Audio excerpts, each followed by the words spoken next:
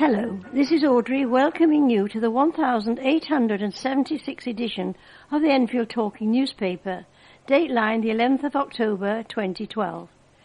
The readers this week are Elizabeth and Malcolm and Maureen, who's a new volunteer reader auditioning this evening. Hello, Maureen, with Robin on the controls.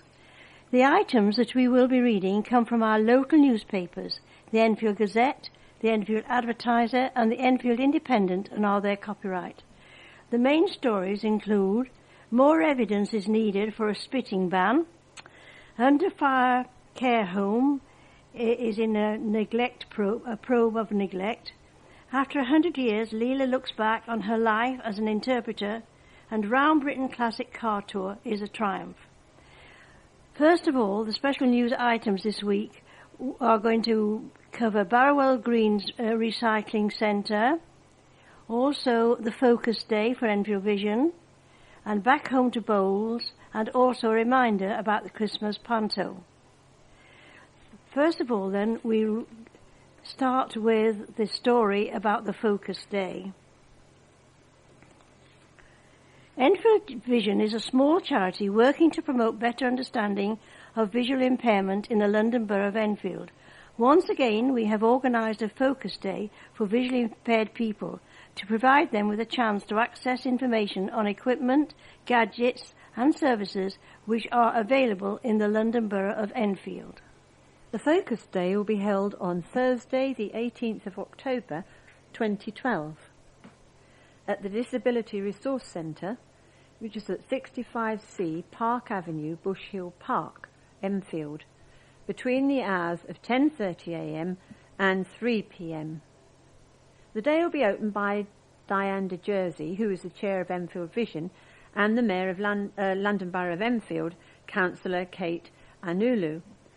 Excuse me. This is a unique chance to meet with service and specialist equipment providers and the voluntary sector organisations helping people. The organisations and exhibitors are as follows. Service providers are Enfield Vision, Enfield Association for the Blind, Enfield Talking Newspaper, that's us, Enfield Social Services, Action for Blind People's Mobile Bus, Guide Dogs for the Blind, the Guide Dogs for the Blind Association.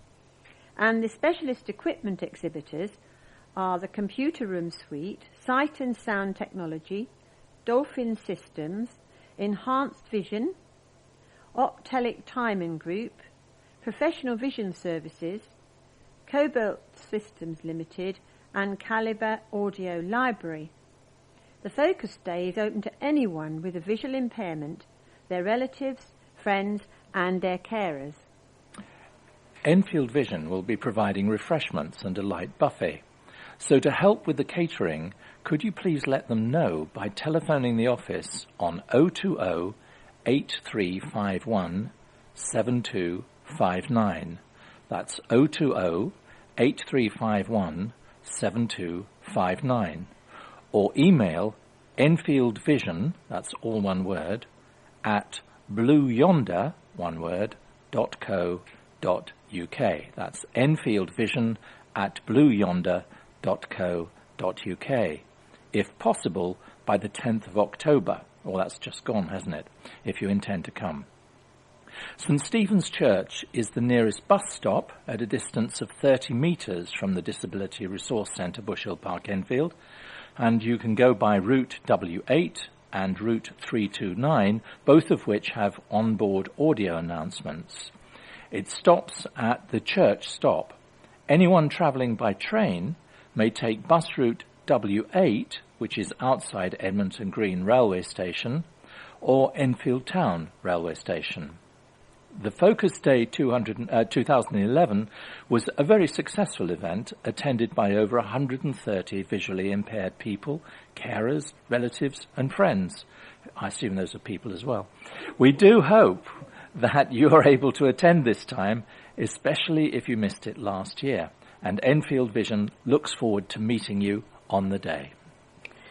You may like to have the Focus Day programme, so I'll just read it out. Registration tea and coffee is at 10:30 in the morning. Then there's a welcome by the Chair of Enfield Vision, Diane de Jersey, and opening remarks by the Mayor, the London Borough of Enfield Mayor, Kate Analu. And that's at 10:50, and lunch will be at 12:30 to 1:30, and the whole focus day finishes at 3 p.m. So this will be just chance to have one more reminder about that, so that you will be ready to get there on time. This is a notice about the temporary closure of Barrowell Green Recycling Centre. It says that we're improving Barrowell Green Recycling Centre from the 1st to the 31st of October 2012, and so the site will be closed during this period. That's the 1st to the 31st of October. It says that there's essential maintenance work going on, and it will include resurfacing and vegetation clearance and the improvement of guardrails. And they say that they promise to do their best so that disruption is kept to a minimum. And there are alternative recycling centres, and probably the nearest one is Summers Lane, Barnet. So that's Barrowell Green Recycling Centre. Don't go there at the moment because, unfortunately, it's closed. Okay, here's an item by Jim Finch about Enfield Visually Impaired Bowls Club. After playing outdoors for the last 5 months against both visually impaired and sighted clubs in different tournaments and competitions, Enfield Visually Impaired Bowls Club is to return indoors for the winter. Our members feel that after the wettest summer on record that they were looking forward very much to playing indoors once again, which has been made possible only by the generosity and support received from the management and staff of the David Lloyd Centre. Our bowls roll-ups take place on Thursday afternoons between 2 and 4:30 p.m. and it's already started from the 27th of September 2012. So if you yourself or maybe a friend might be interested, please contact Jim on 020 8351 7259. That's 020 8351 7259. And the Bowls Club have helpers who will explain the rules and coach you on how the game is played. So why not give it a try? Yes, indeed, they're lucky to get it for that price. Nothing. Wonderful. Now, we have already mentioned this, but I shall remind you until you get yourselves fixed up. This is about the Christmas pantomime organised by James Finch. Once again, Enfield Vision is invited to the St Monica Players Christmas Pantomime on Wednesday, the 16th of January 2013 at 7:45 p.m. at the Intimate Theatre, 521, that's 521 Green Lanes, Palmer's Green, London, N13 4DH. The pantomime is to be The Beauty and the Beast, and I'm sure it will be a great show, as it always is. If anyone would like to have more details or reserve tickets for the evening, please contact Jim at the office on 020 8351 7259. That's 8351 7259, and leave a message if the office is unmanned. There will be limited transport available. If you're experiencing any problems receiving your Enfield Talking newspaper, please phone Diane de Jersey on 020 8805 6578. That's 020 8805 6578. She's your listener representative and she will be very pleased to help you. And also remember, just a little reminder just now, at the end of side 2, will you remember to turn over the address label in your postal packet, put the cassette in the packet and return it as soon as possible in readiness for the next edition. But that's for later on in the programme. And now over to Elizabeth for the first item of news. Plans to ban spitting in Enfield could be scrapped after the government called for more evidence. Enfield Borough Council approached the Department for Communities and Local Government in February with proposals for a bylaw that would make spitting in public illegal. However, the government department says more needs to be done to demonstrate the measures taken to target spitting in Enfield before the need for legal enforcement. It claims a bylaw should only be introduced as a last resort and more campaigns, signs and work around changing behaviour should be carried out before a law can be passed. Councillor Chris Bond, who supports the ban, is disappointed with the news. He said, "They're telling us to do things we've done already. I don't see what else we can do, and we haven't got much money, so we're doing this with a very tight budget. It seems bonkers. It's quite clear everyone wants this stopped." He understands some people have to spit due to health reasons, and is clear people could continue to spit in bins and drains without prosecution. However, he would like spitting on pavements to become illegal. And although he admits spitting is not the most important issue facing residents in Enfield, he said, "We think it's a disgusting habit. It's a mess on the pavements, it looks unsightly, and it can be unhealthy. We're all thinking the same thing, and it shows the government's a bit out of touch." More than 4,000 signatures from the public supporting the ban were collected this year, and the issue was discussed at council meetings. If waved through, the council would become the first local authority in England to ban spitting. However, the government says it has not rejected the proposals, but is looking for more evidence. A spokesman for the Department of Communities and Local Government said, "Spitting in a public place is an antisocial and unpleasant practice. Enfield's proposals are being scrutinised, and we've been working with the council to ensure any bylaw it wishes to put in place is robust, effective, enforceable, and addresses the problem." Although Councillor Bond doesn't believe Enfield has a greater spitting problem than any other London boroughs, he thinks the government should act to allow other councils to follow suit. Council enforcement officers, who would be equipped with cameras to prove people had spat, would hand out fixed penalty notice to spitters and to people dropping litter. If the culprit refused to pay the fine, they would be taken to court. Monty Meth, president of Enfield's Over 50s Forum, who helped collect signatures for the petition, says he's disheartened to hear the government has not instantly backed the ban. He said, "I don't understand what the problem is, because if people in Enfield want it, why can't they have it? We don't want to give up." Further allegations have been made about the standard of care at an under-fire nursing home just weeks after a health watchdog issued a warning to staff about the management of medication there. An internal investigation into claims of neglect is being carried out at the privately run Sunbridge care home in Hickory Close, Edmonton, after two sisters found their elderly father with severe bruising on his arm on September the 30th. Maria Irwin, 47, claims that her 87-year-old father, Harry Holland's injuries, had not been logged by the nurse there, even though she was aware of the bruising. Mr. Holland's arm was so swollen that by the time he was taken to hospital, it could not be x-rayed. Following the incident, Ms. Irwin's sister, Susan Goldhawk, lodged a complaint with Enfield Council, which deals with concerns over both private and NHS-run care homes. Ms. Goldhawk said, "From time to time accidents can happen. We appreciate that carers can't be with him 24/7, but we would expect that when my dad gets an injury, they would be aware of it, log it, and let the family know. The proper procedures were not followed, and this is the second time this has happened this year."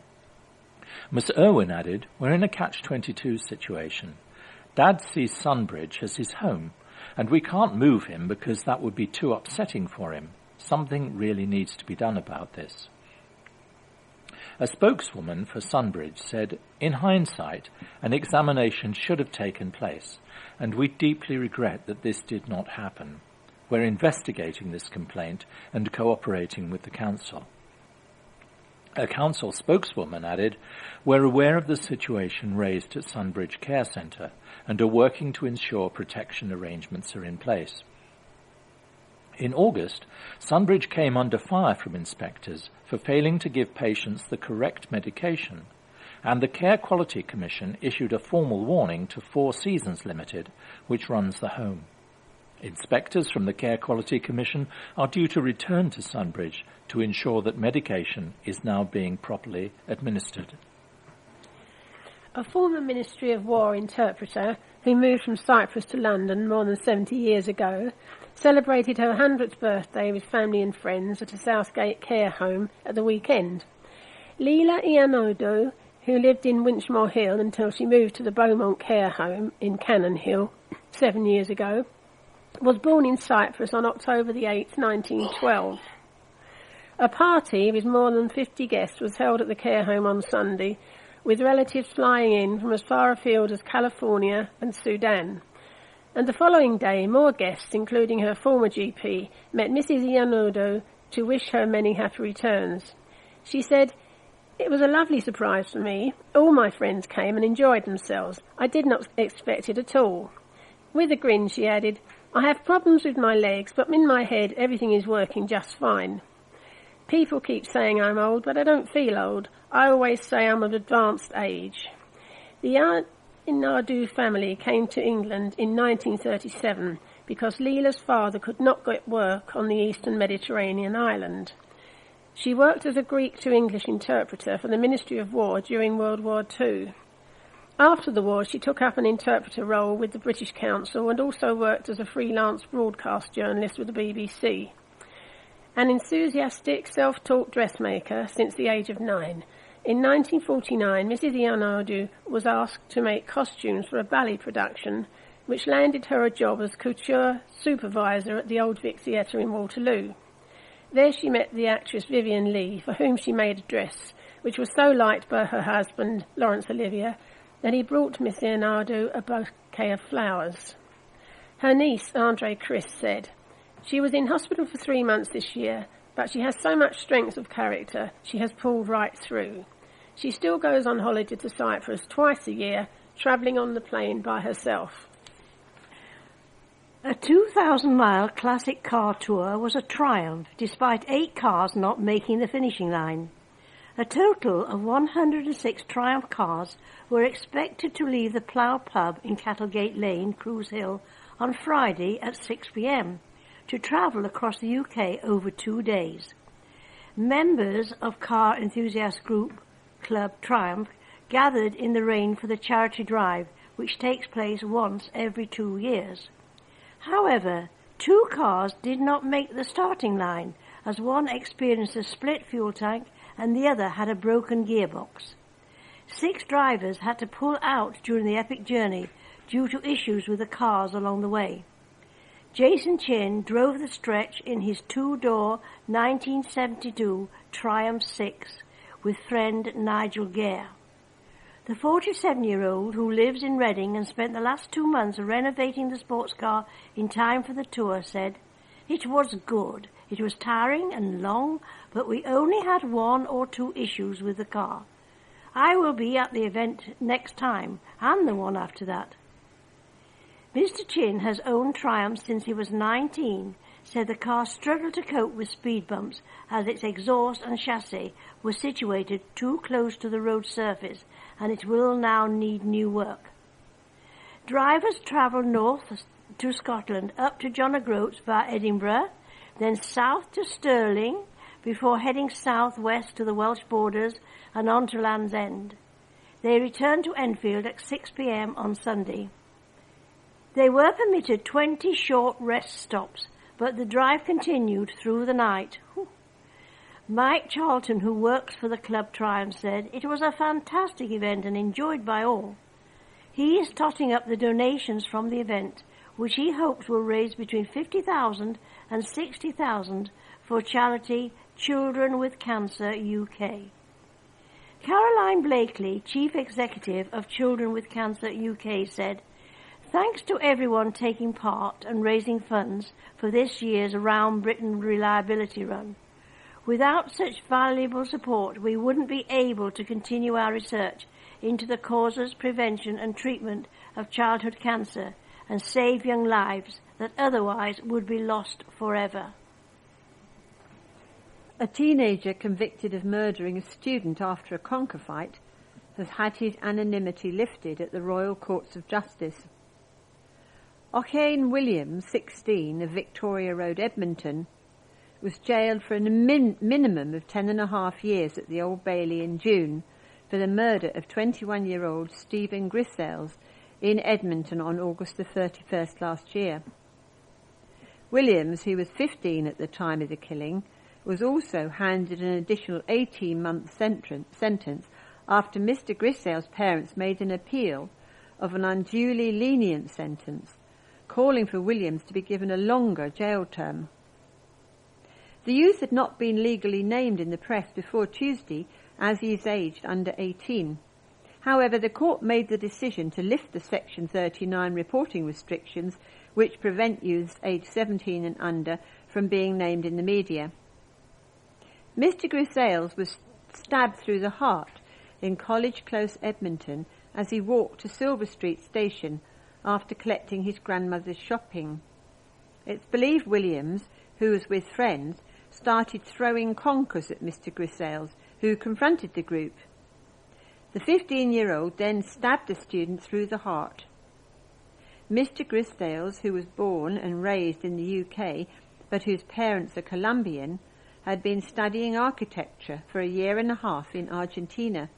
He'd flown back to the UK on August the 5th to complete his studies at Westminster University.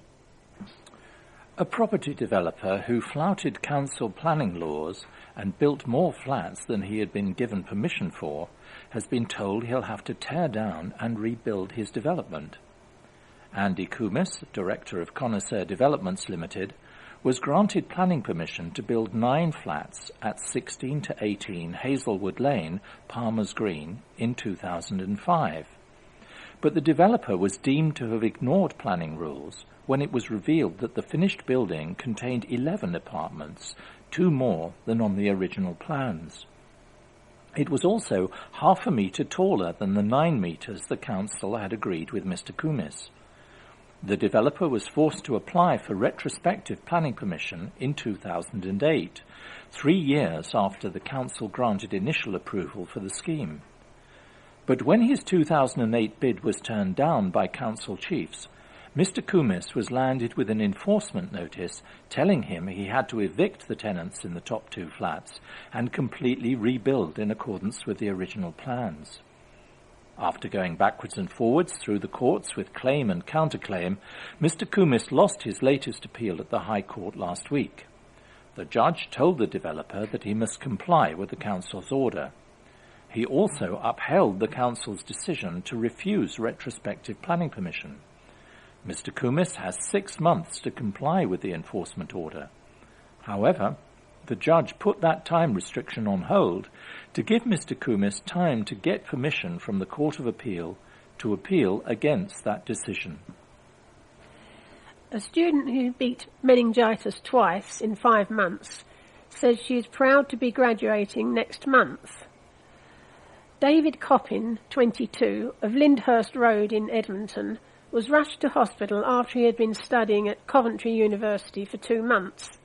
His mother, Lorraine, had just arrived at his rented student home to celebrate Halloween in 2009 when her son collapsed. He spent a week in a coma, with doctors initially believing he had come down with swine flu. However, a doctor spotted a barely visible pinprick rash on his neck, and then they swiftly began treating him for meningitis. By the time he woke up, he had lost 1.5 stone. However, the 22-year-old was determined not to let the condition beat him, and he returned to his sports management course in January. However, in March, his flatmate, Harry Murray, spotted the same symptoms and forced his friends to go to hospital. Miss Coppin is certain her son's story would have been a tragic one were it not for his friend's actions. Doctors have branded him extremely lucky to have survived both bouts of the condition. Mr. Coppin said, "I try not to think about it. It was a dark point in my life. It was very depressing. I am just taking each day as it comes. What the ordeal has taught me is to appreciate life and live it. I am extremely lucky to recover from the disease twice, and I'm grateful to everyone who helped me recover. Without them, I would not be here today, so close to graduation and able to have fun with my friends and family." Despite the student's ordeal, he studied hard and is counting the days to graduation in Coventry Cathedral with a 2-1 after his 3-year course. He said he is proud to be graduating, as in the process of applying for sports graduate schemes. Miss Coppin is extremely proud of her son for having the willpower to complete his studies despite his serious knockbacks. She said, "It's amazing that David came through fighting the disease twice without any problems, such as brain damage. I get tearful when I think that very soon I will watch him graduate, especially as meningitis impacted while he was studying at university. It is remarkable, and we feel so lucky, as other people's stories are not always so happy. The pair are determined to raise awareness of the disease, as well as its symptoms, which include a headache, stiff neck, dislike of bright light, vomiting, fever and diarrhoea, to help the fight against meningitis." A mother of two, desperate to support parents with autistic children, is taking the matter into her own hands.